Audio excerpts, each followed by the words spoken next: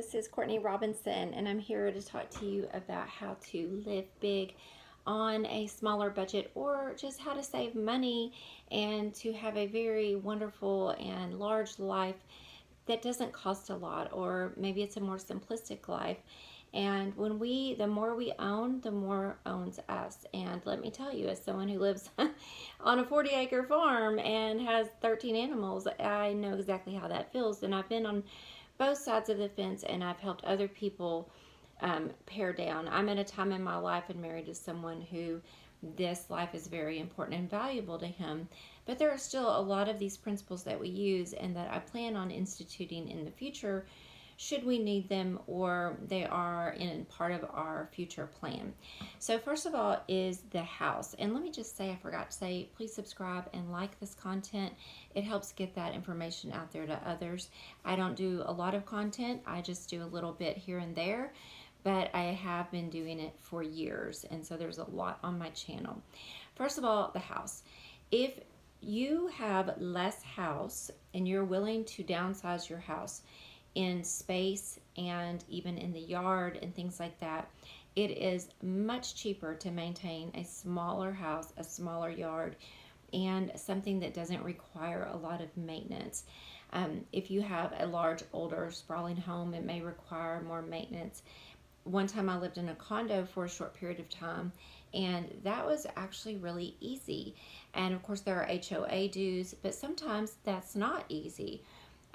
My mom had a condo. The HOA dues kept crawling because they did an assessment and they went up, and it became too much for her to afford. So the smaller the house, the less the utility bills, the less the mortgage, the less the taxes, the less the insurance most of the time, depending on where it is. And it's going to be easier to maintain. When you have to put floors down for a house, if you're only going to put floors down for a 1,200 square foot house versus a 3,000 square foot house, it's a lot less expensive. So that is something to think about. If you're not going to do it now, be thinking about your next step in the future so that you'll know, if that's a decision you choose to make, what that would look like. Also, just renting a house or an apartment, the larger the home you rent, you still have to fill it up with furniture. The utility bills are going to be more. So the cost of renting and owning changes, not with just that mortgage payment or rent payment. So it's something to think about. Pretty much number two, it's the same thing with a car. Find a car that fits most of your needs 90% of the time. I have a 4-door Honda Accord. I just got it from a friend who was selling it. I paid cash for it. I've had Accords before and Camrys. They're very inexpensive to maintain. When they need something, it doesn't cost a lot. They don't need a lot of repairs. They get good gas mileage. They take unleaded gas, not premium. And the insurance is reasonable on those. Again, it's not just the car payment or what you pay for the car.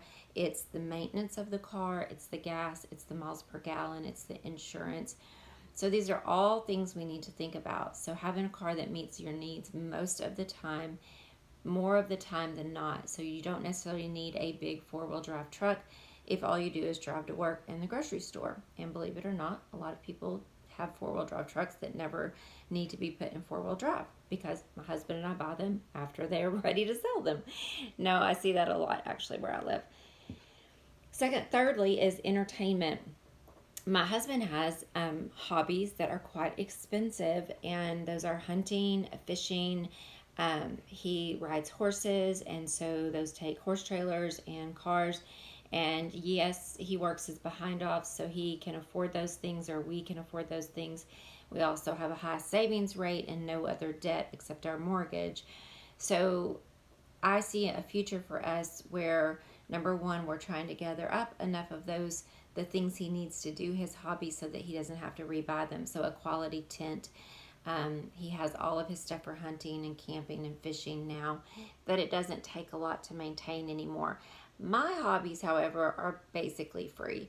I hike a lot and walk, so walking shoes and clothes are about all I need. And I do invest in good walking shoes, but other than that, it's basically t-shirts and shorts and leggings and things like that. You just don't need a lot. I buy a lot of my hiking clothes at resale shops, and yeah, it's cheap.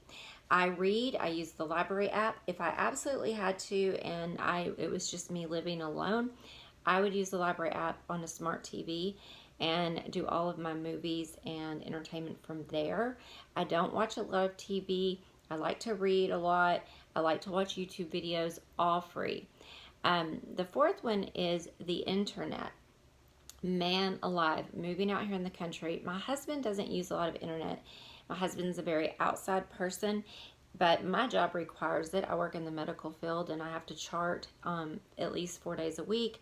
And also, all of our entertainment comes through the internet, through Netflix and things like that.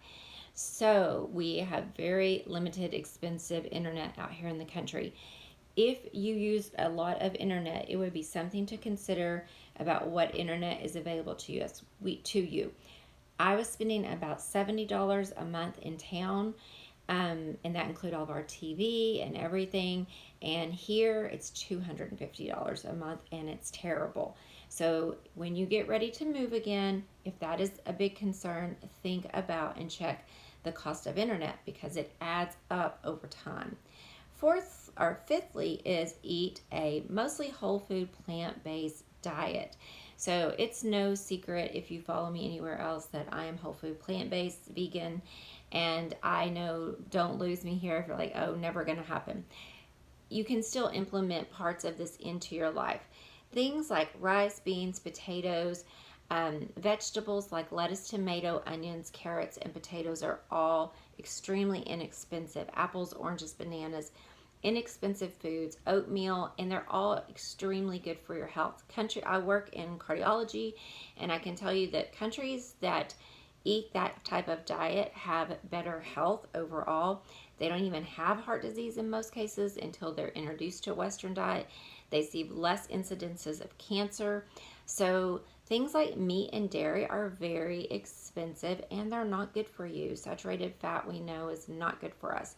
So eating a more plant-based diet is a great way to cut expenses. People always say eating healthy is expensive. It is expensive if you're buying processed vegan or vegetarian junk.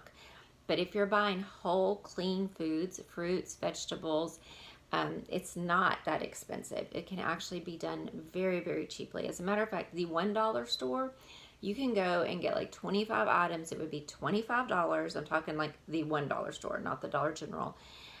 Beans, rice, frozen vegetables, frozen fruit. You could eat for a whole week for less than $6 a day. I've done experiments with that. Now, I do choose to buy a lot of organic, and our food budget is a little high, and that's because I put a great value on eating very high quality organic food. But if I needed to financially cut back in that area, you could still eat a high quality healthy diet with less variety, but still great for you by eating a whole food plant-based diet. I hope that these were helpful with you. I have 10 more that I will go over in another video. I'm going to do 2 more videos, and so be looking for those. I'll have 5 more on each. Let's cover those real quick before I say goodbye. Move to a smaller house, or plan your next house to be something that is smaller and more practical and easier to maintain, that has less insurance and taxes, etc. Get a practical, reliable car that's easy to maintain and gets good gas mileage. Choose entertainment and hobbies that are free or inexpensive. Make sure that you live somewhere, if you're able to, where you get inexpensive or reasonable internet. And fourthly, eat mostly a whole food plant-based diet, or go whole food plant-based, eating foods closest to how they come in nature. All right, have a wonderful day. Thank you for being here. Bye-bye.